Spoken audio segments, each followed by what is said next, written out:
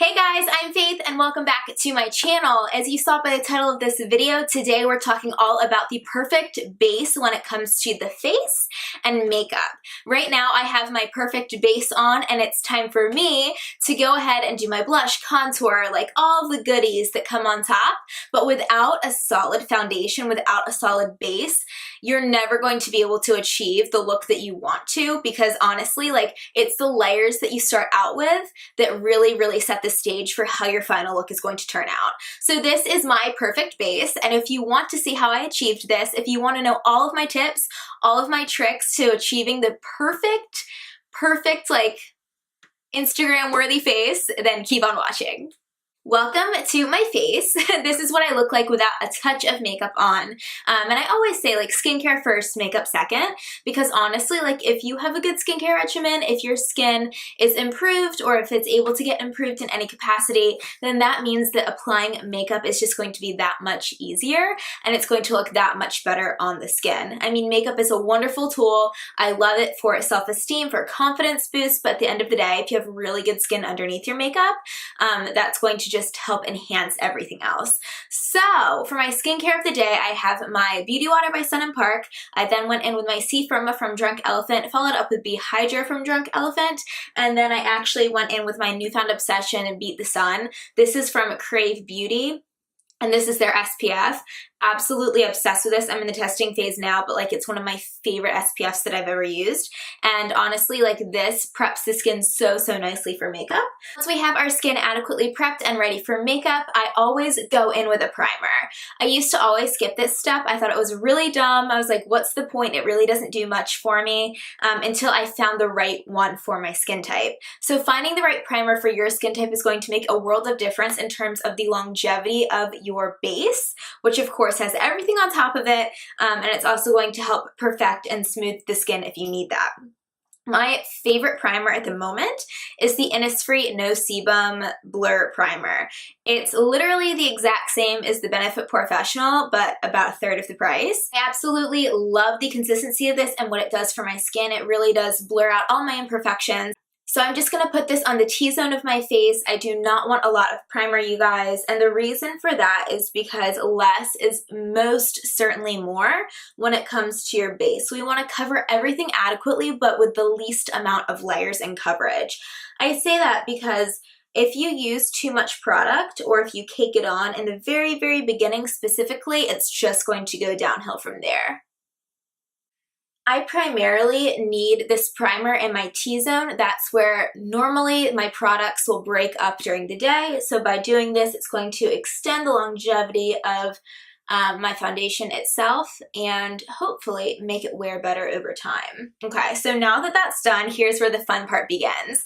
It's time for foundation. Again, when it comes to foundation, it's really important to as best as you can shade match your foundation. If you don't have the proper shade match from like face to body, just take it down the neck, and that's going to give you the appearance of having a perfect shade match. It bothers me so much when people go out and they purchase like their favorite influencer's favorite foundation when it doesn't match their skin type. If you have dry skin, the foundation I'm about to use is not going to work for you. So find a foundation that's adequate for your skin type and go from there. If you are combination, acne prone, oily, I highly recommend this foundation. It's the Dior Face and Body. I have the shade 0N, like literally the lightest shade possible. I wish that Dior would come out with lighter shades and deeper shades, because I know I'm not the fairest person in the world and I have the fairest shade of their range. But I love this Face and Body foundation because it provides adequate coverage, but it's layerable,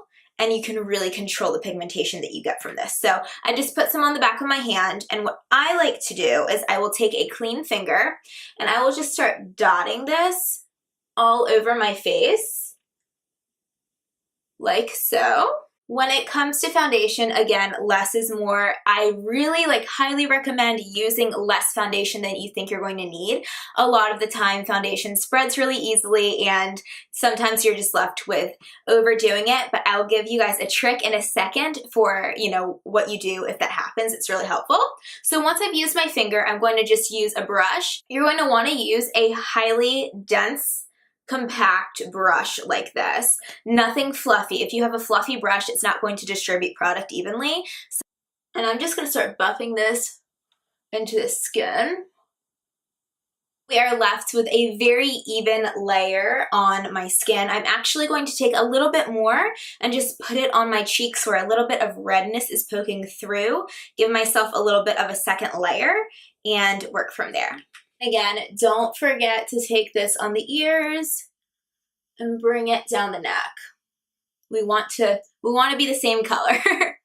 So once you have the coverage that you're looking for out of your foundation, it's time to go in with a damp beauty sponge. This is a tip that is like, I have to do this every single day, honestly. It serves as two functions. The first function is that it's going to pick up any extra product that's left on the face. So oftentimes when we are doing our foundation, there's going to be a little more product in some areas and a little less product in other areas. And by using a dampened beauty sponge, it's going to help even out that complexion and like the intensity of your foundation. It's going to sheer it out slightly and give you a more skin-like finish. The second thing it's actually going to do, which is like, I love this. This is like such a cool trick, is that by actually like stamping this beauty sponge into the skin, it's going to make it more skin-like. It's going to give you a more skin-like appearance because we are stamping that product and really making it seamless and blending it into the skin. It's going to help out with the longevity as well as the appearance. Now that our foundation is complete and it's on, it's time for concealer. So what you're going to want to do is find a concealer that is either your skin tone or 1 to 2 shades lighter. If you have a lighter concealer than your skin tone, it's going to bring brightness to the under eyes and it's going to give you more dimension, give you a more like youthful appearance. And if you use a concealer that's more your skin tone, it's going to just make you look like you have a fresh face. So either one is fine, whichever one you decide, you know, is your cup of tea, go for it. I'm using the Instant Age Rewind, and I'm just going to put a little of this right underneath the eyes, a little bit on the forehead, bridge of the nose, or on the mouth, because I always like, for whatever reason, I always like get breaking up around here, and then a little on the chin. You can see I put concealer in the places of my face that are in the middle that I want to brighten and bring to light, like quite literally. Once that's on, I'm going to take that same dampened beauty sponge that I used for my foundation, and I'm just going to start pressing it into the skin. Finally, whatever product I have left on my sponge from what I just did on my face, I will actually take and put it on my eyes. It's going to help cancel out any darkness on your eyes and really bring to like life your eye space. I love doing this at the end too because it really brightens up the eyes without putting too much product on, which can sometimes turn into a creasy, nasty mess. The last step to having a perfect, flawless base is going to be sealing all of the work that we just did in with a powder. My absolute favorite for setting the face and for baking is the Mercier Translucent Setting Powder. I've been using this for years, and I love this, again, because it has a dual functionality. I'm able to set the skin with this and bake. So baking is a very, very popular technique that's used in Hollywood. It's been used for years in like the drag community, anyone on stage. It's a really, really good method of making sure that your skin is just like perfected and that nothing is going to move around during the day. So I just put a little bit of that Mercier onto my sponge, and I am going to just pat this ever so lightly under my eyes and in all of the places that we really don't want this to move at all. So forehead, around the mouth, for me, is always an area of concern. Around the nose. Yeah. So you can see I have a ton of powder left on my face. I'm going to leave this on for a few minutes. It's going to become one with my skin, and then we're going to fluff off all the excess. I'm going to go in with a powder brush. Any powder brush is going to do, you guys, as long as it's like fluffy like this. It's going to work very, very well for this step. This one's from e.l.f. It's like $2 from the drugstore, and I am just going to fluff away that bake that we just did. And we are going to be left with a much brighter, even complexion, and it's really become one with the skin. Now that this brush has some powder on it, I'm just going to fluff it around the edges of my face that we did not bake, specifically the perimeter. It's going to help set down the makeup that we put on the perimeter of our face, but it's not going to provide so much powder that it becomes like a dry, crackly, like cakey mess.